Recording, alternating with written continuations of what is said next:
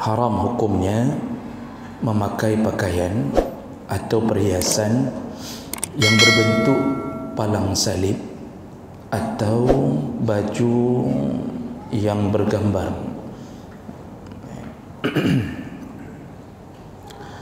Yang pertama, masalah memakai pakaian yang ada lambang-lambang agama lain. Ini perlu dipertegas lebih dahulu. Yang diharamkan apabila memang baju itu jelas gambarnya memang gambar simbol agama lain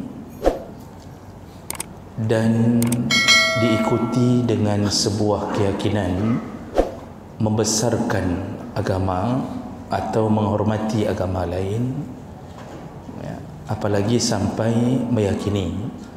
Kalau sampai pada titik meyakini kebenaran agama lain, maka dia murtad, otomatis menjadi murtad. Jadi meyakini kebenaran salib, murtad. Karena dalam agama kita Allah telah membongkar tentang apa yang diyakini oleh agama Nasrani, bahwa Yesus mati di tiang salib. Sedangkan Allah menceritakan wa ma qataluhu wa ma salabuhu walakin syubbiha lahum. Dia tidak dibunuh, dia tidak disalib, tapi diserumpamakan dengannya. Jadi ada salah satu pengkhianat yang diserumpamakan dengannya. Kata ahli sejarah bernama Yudas Iskariot. Wallahu alam. Nah, jemaah melakukan Allah. Jadi kalau kita baca sejarah antara Katolik dengan Protestan, ada perbedaan dalam lambang ini. Kalau Katolik di salib ada patung atau gambar Yesus, tapi Protestan hanya memakai salib, tidak ada gambar atau patung Yesus. Karena menurut Protestan, ini hasil yang pernah kita baca, bahwa tidak layak seorang anak Tuhan dipamerkan hanya dengan celana dalam saja lalu menjadi lambang kemuliaan. Maka Protestan tidak mau memakai lambang gambar Yesus, hanya salib saja. Itu biasanya kita bisa membedakan mana Katolik, mana Protestan. Nah, bagi kita yang agama Islam, ketika memakai lambang-lambang tersebut, kalau diikuti dengan keyakinan semua agama itu benar, maka jatuh pada murtad. Jadi kalau sudah sampai pada titik pluralisme, jadi mengatakan semua agama benar, maka itu murtad. Jadi tidak perlu merasa keren dengan memakai logika-logika, ya. Padahal jelas dalam kebenaran agama Allah telah mengatakan dalam Al-Quran, Nabi telah mengatakan bahawa Nasrani dan Yahudi bukan termasuk bukan termasuk jalan orang yang diberi petunjuk. Makanya ketika diucapkan ihdinas siratal mustaqim, tunjukilah kami ke jalan yang lurus, itu kan disebutkan jalan yang mana, yaitu siratal ladzina an'amta alaihim, yaitu jalan-jalan yang engkau ridai, engkau beri nikmat, ya Allah. Disebutkan oleh Allah langsung, bukan jalan ghairil maghdubi alaihim wala ad-dhallin, bukan jalan yang dimurkai Allah dan bukan jalan yang sesat. Lalu Nabi ditanya oleh sahabat, siapa maghdub alaihim, siapa yang dimurkai? Rasulullah dengan tegas menjawab, al-Yahud, yaitu orang-orang Yahudi. Lalu siapa yang dhallin, yang tersesat? Rasulullah menjawab, Nasrani. Jadi tafsir ini langsung Rasulullah dengan hadis yang sahih, Rasulullah yang mengatakan itu bukan jalan yang benar, ya, Makanya tersesatlah dan tertipulah orang-orang yang meyakini kebenaran di luar Islam. Oh, masalah mereka meyakini sendiri terserah, tapi menurut agama kita tersesat. Nanti kita lihat buktinya di hari kiamat. Kita lihat buktinya di hari kiamat. Siapa yang benar di antara kita? Jawab mereka Allah Subhanahu wa taala. Rasulullah sallallahu alaihi wasallam dimanapun menjumpai salib. Jadi di masa Rasulullah hidup kan ada dua agama besar pada waktu itu. Ada Yahudi dan Nasrani. Namun ada satu lagi paganism, iaitu agamanya orang-orang yang bukan Yahudi, bukan Nasrani, tetapi menyembah berhala. Nah, yang paling banyak yang pagan ini, yang paganism ini, penyembah berhala, itu Abu Jahal dan kawan-kawan, Abu Jahal, Abu Lahab dan kawan-kawan. Dan mereka ditipu oleh syaitan sampai begitu Rasulullah 23 tahun berdakwah untuk mentauhidkan. Di ujung-ujung hidup Rasulullah sempat mengatakan dalam hadis, qad aisa asy-syaitan. Dalam hadis yang lain, inna syaitan qad aisa. Sesungguhnya syaitan telah berputus asa. Apa yang putus asa? Mensyirikkan kaum Arab sekarang. Jadi enggak mampu lagi disyirikkan karena semua orang sudah beralih mengenal Muhammad sallallahu alaihi wasallam, mengenal Islam. Jadi di waktu itu berkembangnya Islam luar biasa sampai syaitan tidak mampu lagi membuat orang-orang kembali kepada berhala. Nah, lalu kemudian kata Rasulullah, karena dia sudah putus asa, apa yang dia lakukan berikutnya? Dia akan memecahkan persatuan di antara kita. Itu langkah syaitan berikutnya. Kita tidak syirik, Pak, tapi mupaki tapi rod. Nah, maka berulang-ulang saya katakan, janganlah sampai urusan-urusan khilafiyah menjadi penyebab kita berpecah. Yang ubud hanya urusannya, ya. Hanya orang kecil yang merasa dirinya, yang merasa itu urusan besar. Orang besar tidak merasa itu urusannya besar. Ya, itu urusan-urusan khilafiyah itu dalam fikih manapun tidak mungkin dihindari. Cukup berlapang dada dengan saudara kita yang mungkin berbeza pemahaman dengan kita. Selama dia bersyahadat la ilaha illallah Muhammad Rasulullah, dia adalah saudara kita. Ya. Jadi jemaah mereka Allah, Rasulullah begitu ketemu simbol-simbol Nasrani dalam beberapa hadis disebutkan, contoh dari Aisyah radhiyallahu anha, anna Nabi sallallahu alaihi wasallam lam yakun yatruk fi baitihi syai'an fihi tasalib illa naqadahu. Dimanapun Rasulullah menjumpai lambang salib di rumahnya atau di luar rumahnya, tetap diturunkan, dihancurkan oleh Rasulullah. Dalam hadis yang lain, lam yakun Rasulullah sallallahu alaihi wasallam yada' fi baitihi thawban fihi tasalib illa naqadahu. Rasulullah kalau menjumpai kain yang ada lambang salib, segera beliau membuang kain tersebut atau menghancurkannya. Hadis riwayat Ahmad dengan derajat yang sahih. Nah, jadi urusan seperti ini itu karena kita sudah tahu lambang itu memang milik agama lain. Nah, itu yang menyebabkan haram untuk kita gunakan, karena dengan begitu kita telah memuliakan. Sebenarnya tidak mesti salib, Pak. Saya pernah menemukan langsung mahasiswa saya ketika presentasi pakai baju kaos, tertulis kaligrafi di bajunya. Di tengah kaligrafi itu, jadi ada kaligrafi melingkar bulat. Di tengah kaligrafi itu tertulis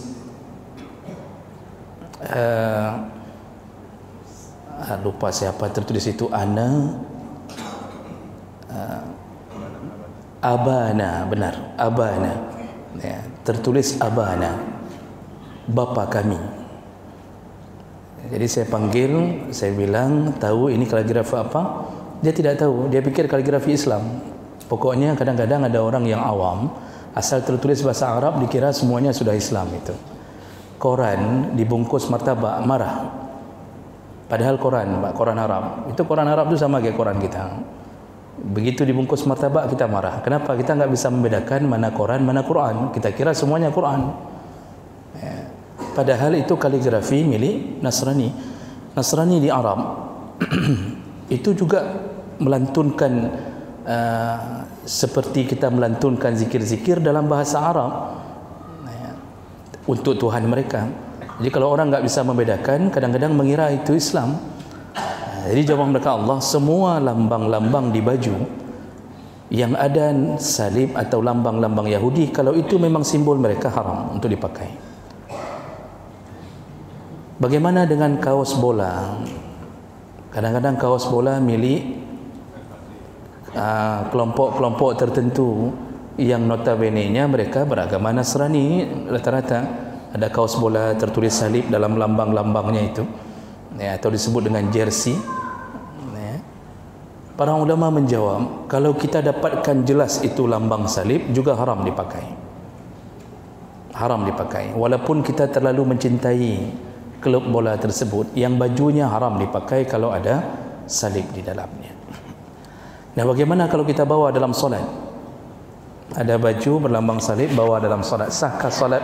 Solatnya sah selama tidak diyakini sebagai kemurtadan. Jadi orang ini enggak yakin cuma pakai gambar salib di bajunya, tapi dia tetap beriman kepada Allah, salatnya sah, namun dalam keadaan makruh.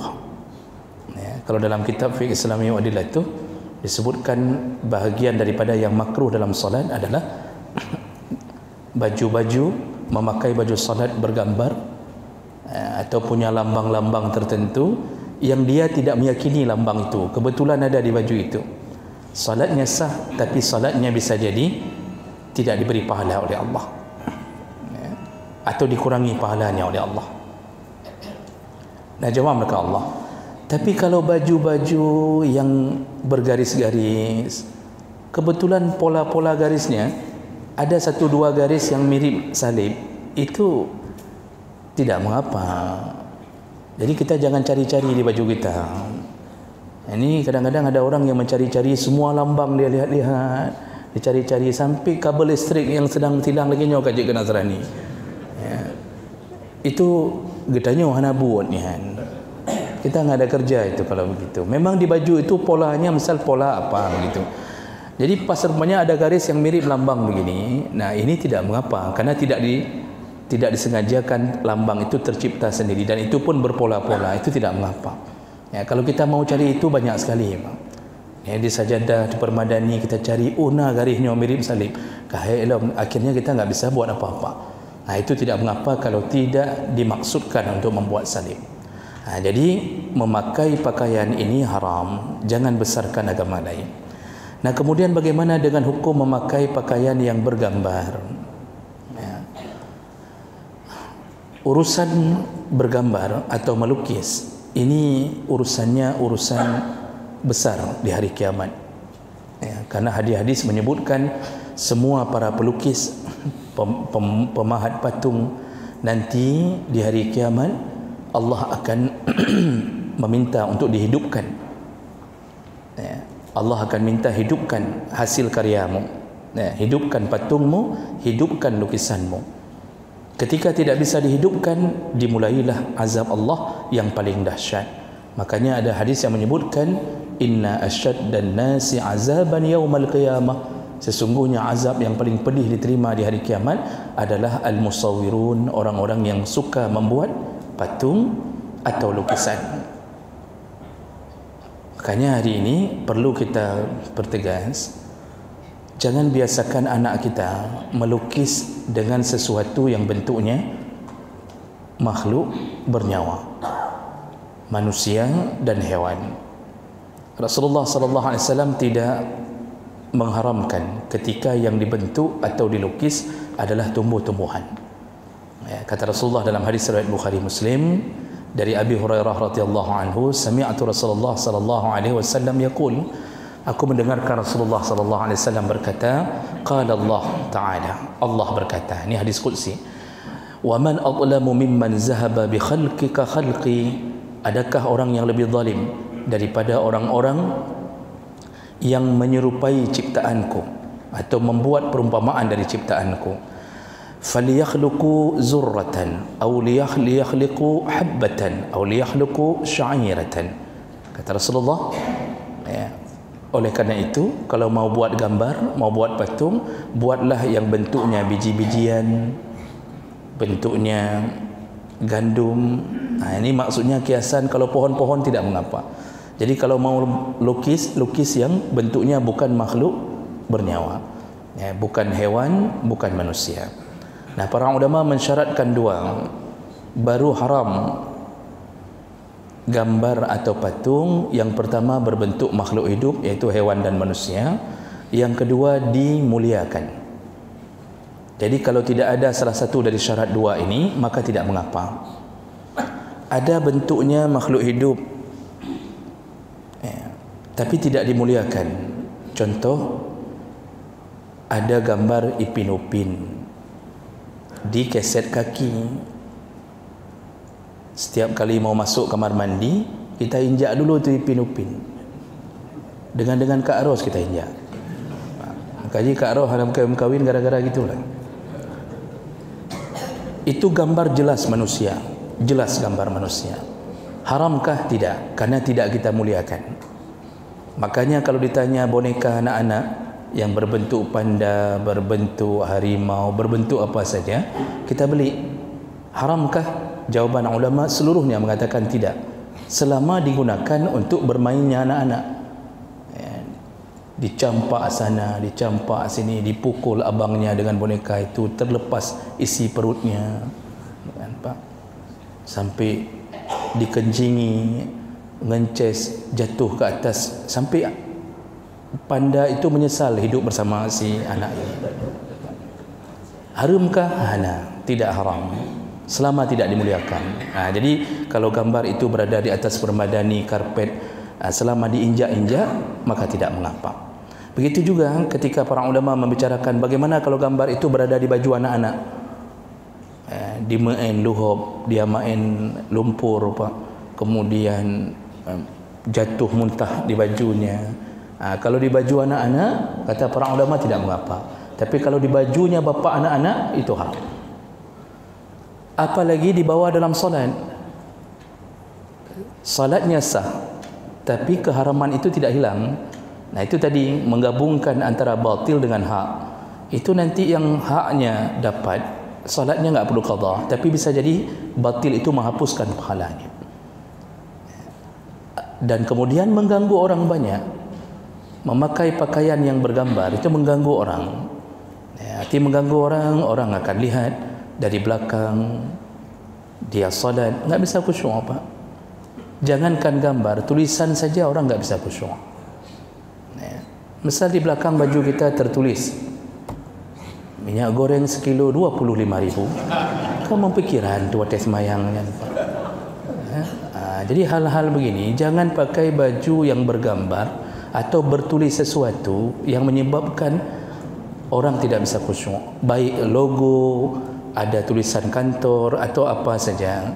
Nanti orang ada tulisan kantor, dia akan bertanya-tanya dalam hatinya ketika sedang salat, ini kantornya di mana tempatnya? Apalagi tulis kantor, ya, kami. Anda butuh uang? Hubungi kami. Berikan hanya BPKB Anda saja. Nya ngangurung ngang baje ada tumbuk tiga. Jadi model-model begitu. Jadi jangan melakukan itu. Jadi pernah terjadi di masa Rasulullah sallallahu alaihi wasallam, ya, pada satu hari kata Aisyah radhiyallahu anha ishtarat namruqah fiha tasawir. Ini bukti bahawa Rasulullah dari dulu sudah melarang yang bentuknya gambar. Aisyah pernah membeli namruqah. Namruqah itu bantal punggung. Untuk duduk, orang Arab tu suka duduk nyender ke dinding, ada bantal punggungnya, itu namruqah. Fiha tasawir, ada gambar makhluk hidup.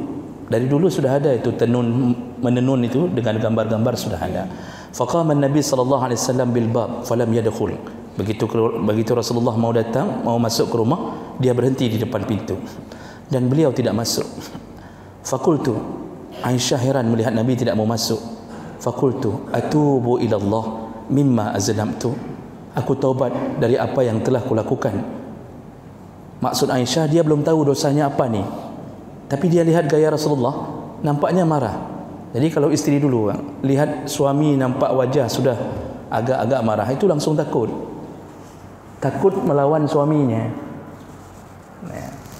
Bisa jadi isteri hari ini begitu lihat wajah suaminya mengkerom, dia akan mengatakan pun kerom dan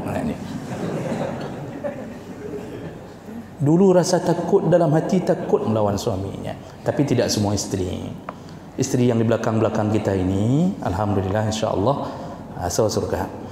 Qala ma hadhihi an-namruqah. Lalu Aisyah ditanya oleh Rasulullah, ini apaan? Apa-apaan ini di namruqah ini?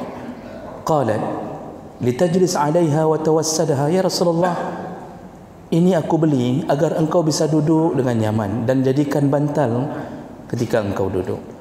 Qal, Rasulullah berkata, inna ashaba hazihi suwar yu'azzabuna yawmal qiyamah. Ketahuilah Aisyah, pemilik gambar ini, artinya siapapun yang membelinya, memilikinya, maka diazab di hari kiamat.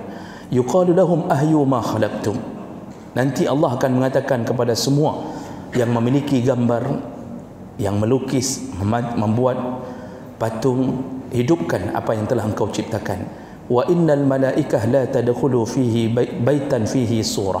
Dan malaikat tidak akan masuk ke dalam rumah yang ada di dalamnya patung atau lukisan.